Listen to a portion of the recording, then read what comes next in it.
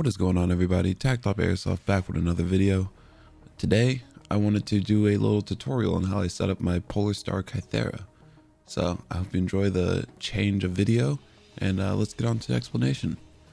So right here I am removing the back pin of the Polarstar Kythera that separates the trigger mechanism from the body and easily allows you to access the sear screw.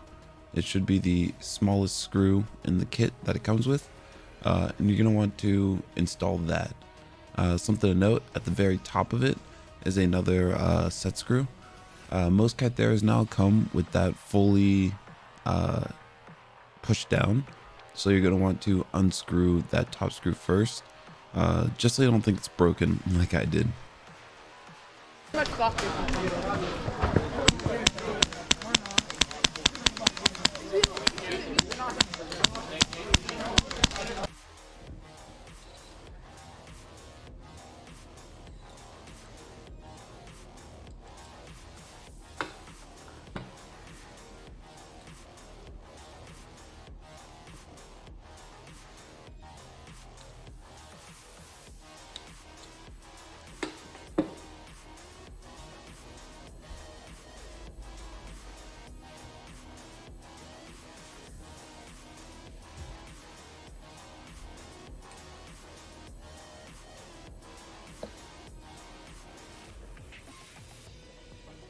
Once you get that fully opened up, you can remove the trigger spring that allows the trigger to reset. Inside, you'll see a bunch of washers. I think it's 4 to 6. I have had the best results by only using 2 of them. So when I install them, I like to take them all out and only put 2 back in. And once that's done, you can close it all back up.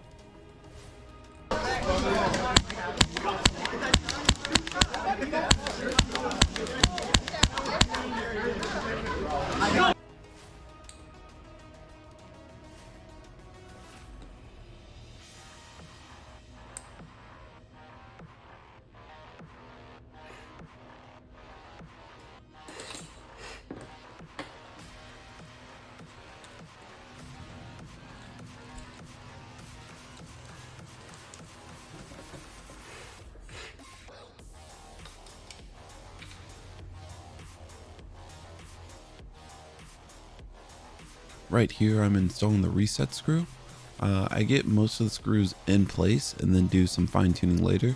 So this is just so that I don't have to fiddle around with it later on.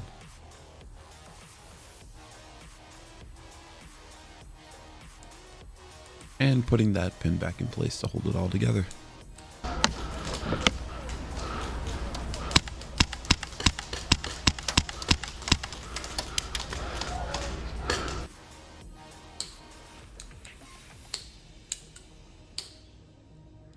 Some quick tests.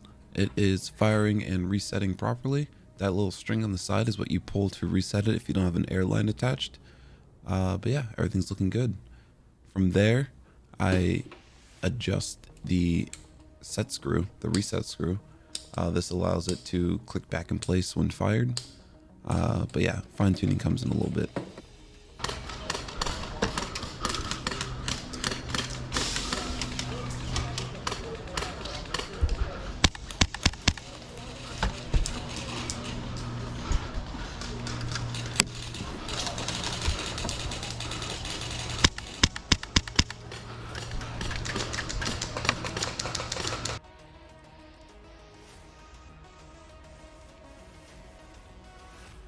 Right here, you'll see me installing the trigger screw.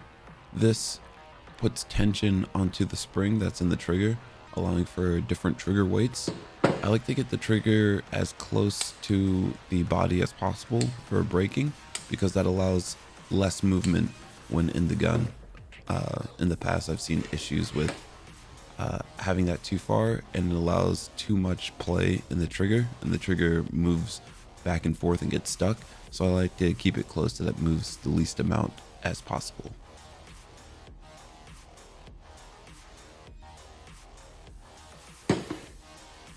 And then we get to adjusting the over travel screw. This is what hits the body of the device after you pull the trigger, allowing for quicker resets and well, not quicker resets, but allowing for less travel after the gun fires, allowing you to manually reset by releasing your trigger quicker.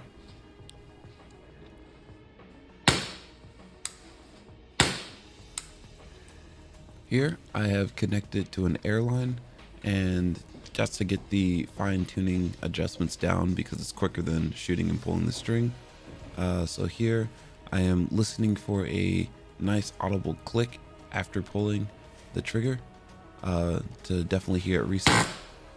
And there you go. I have adjusted the disconnector screw too much.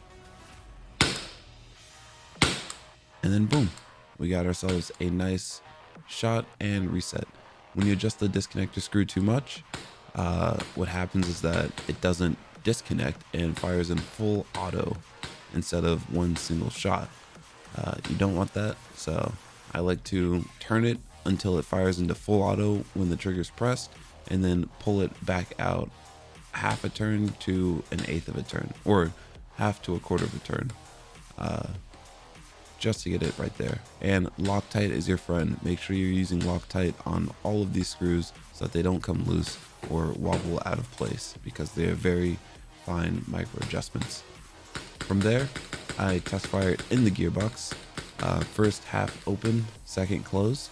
I do this because in the past, what I've seen is that applying pressure on it one way or another could mess up your adjustments. So I like to get a gearbox test, then a fully closed gearbox test with everything screwed down. Here I put it in the lower receiver with the trigger out because I've noticed that the trigger gets stuck sometimes. A trigger test, and yeah.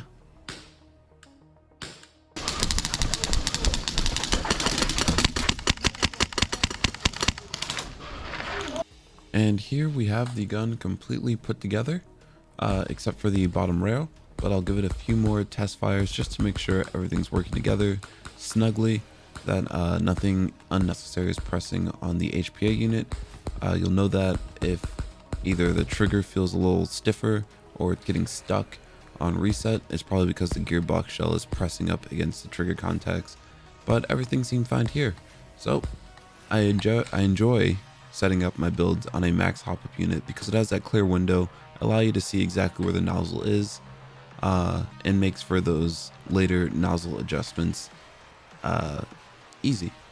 But here everything looked fine, so I kept it the way it was.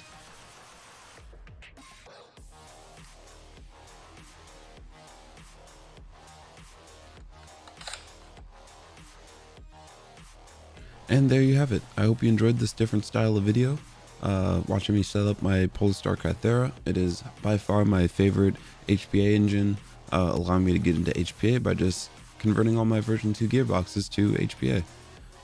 Very easy to set up, don't have to worry about wires or batteries or anything, literally just plug and play. This isn't the engine I actually used in the gun shown. That gun needed a little bit of work because the nozzle alignment was a little off, but I ended up putting that in my VFC MCX, which is performing amazing now. So gameplay coming up on that this week. So I hope you enjoyed the video, and as always, stay safe, have fun, play airsoft, and this is Tact Op out.